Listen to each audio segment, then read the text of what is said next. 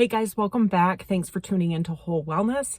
Today starts a new series of videos discussing something that I would say plagued me in the early days of me discovering that what had happened with me was I had been the victim of narcissistic abuse, which, as I found out in counseling, was not the first experience I had with narcissism.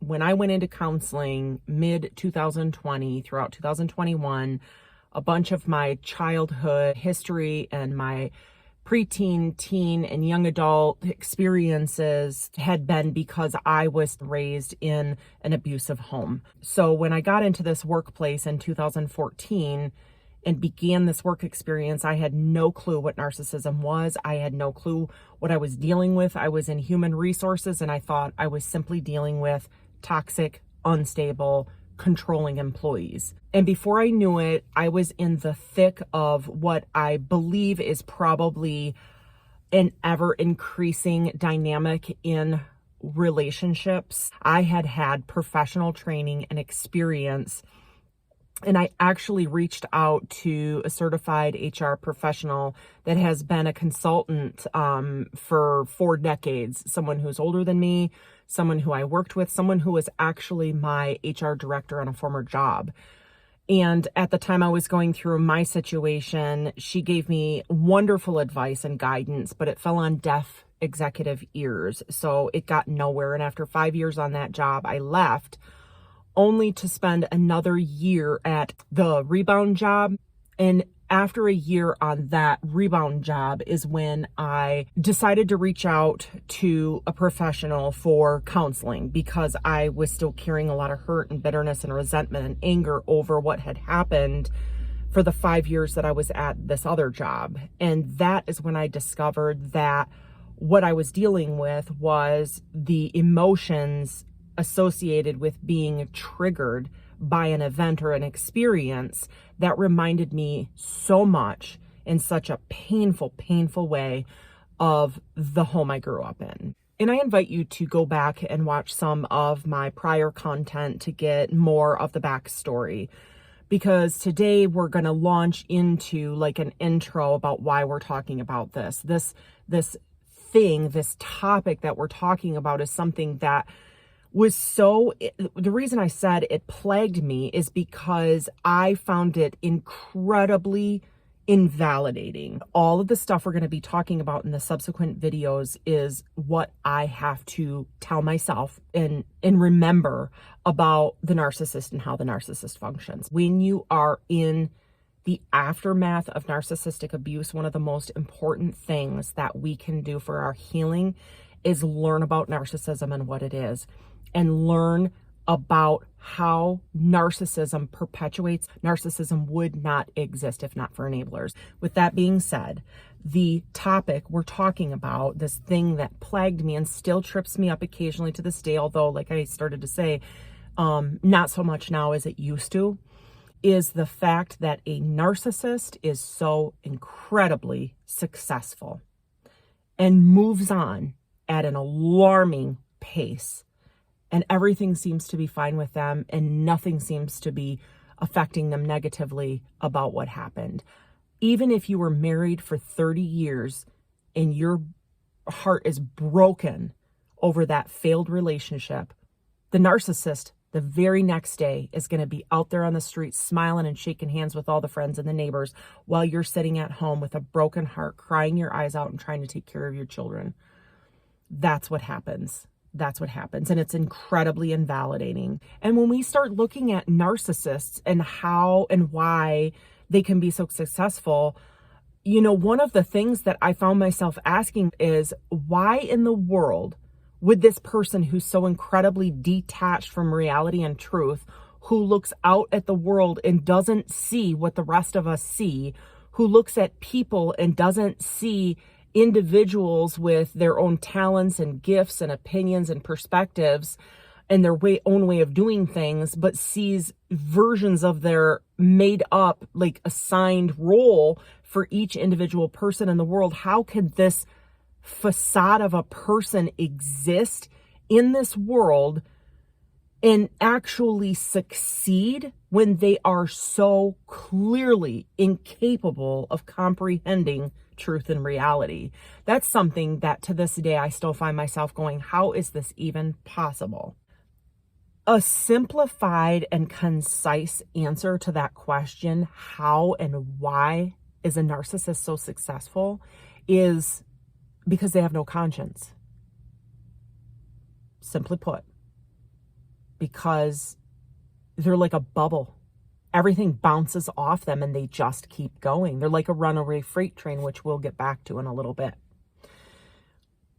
But that doesn't help us, in my opinion, heal. Knowing that a narcissist doesn't have a conscience doesn't help me heal from what they did to me.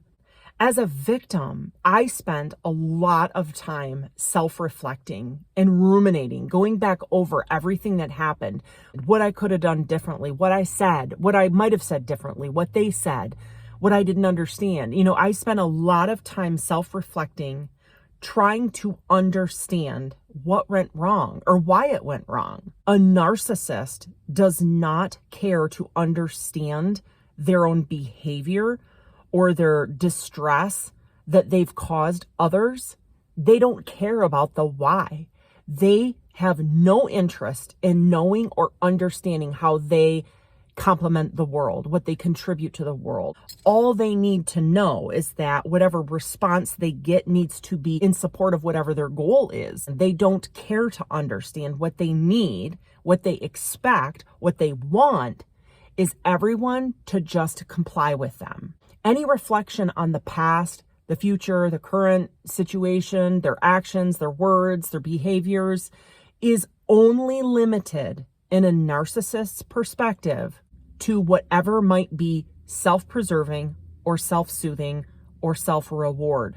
The only thing that the narcissist is focused on at any given moment throughout a 24/7 period is what is the next task that they need to accomplish in order to secure the next achievement, the next relationship, the next title, the next status, the next material item that is going to guarantee a soothing feeling within them for their own self-loathing. If we're in the sphere of a narcissist's life and we're not actively contributing to the puffery or actively assisting the narcissist in achieving their goal or attaining their goal, whether it be title, whether it be job, whether it be a material possession, a trip, a vacation, a position, or whatever it is, then we are actually seen by the narcissist as an opponent, an actual opponent that needs to be defeated and taken out. They don't see individuals, remember. They don't see different. They see two kinds of people in this world, and that's it. You're either for them or you're against them. And everybody that's for the narcissist is an enabler. Everyone who's against the narcissist is a victim. The narcissist is, like I mentioned, a runaway freight train. They're just barreling down the tracks towards the next accomplishment or the next self-soothing thing. And they're not looking back at the devastation and destruction they're causing. They don't care about anything else that they've plowed through to get to the next destination. But again, does knowing all of that actually help us? No, but we're just getting started.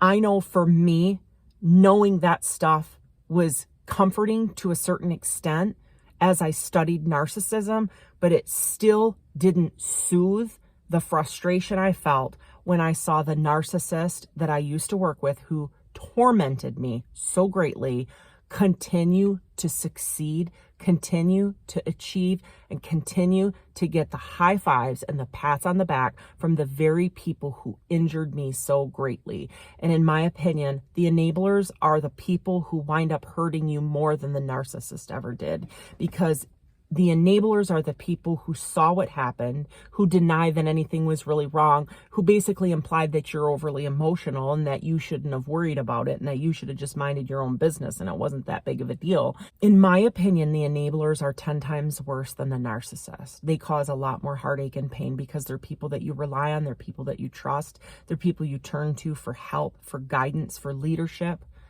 And when they let you down and you can't trust them, and you find out that people you may have trusted or relied upon totally failed you, and yet they're in the background years later giving high fives and pats on the back to the narcissist who hurt you so bad, that's invalidating. That's heartbreaking. It's a lot of bitterness and anger to work through.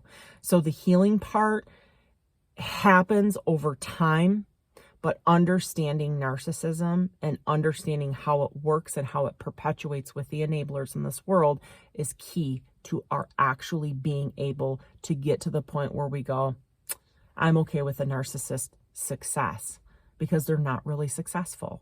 But we'll get into that in the next video. We're going to start talking a little bit more about specific characteristics in the next video. Thanks so much for tuning into Whole Wellness with Ann. I hope you guys are not currently dealing with a narcissist and you're on the other side. Take care of yourselves, and I'll see you next time. Bye.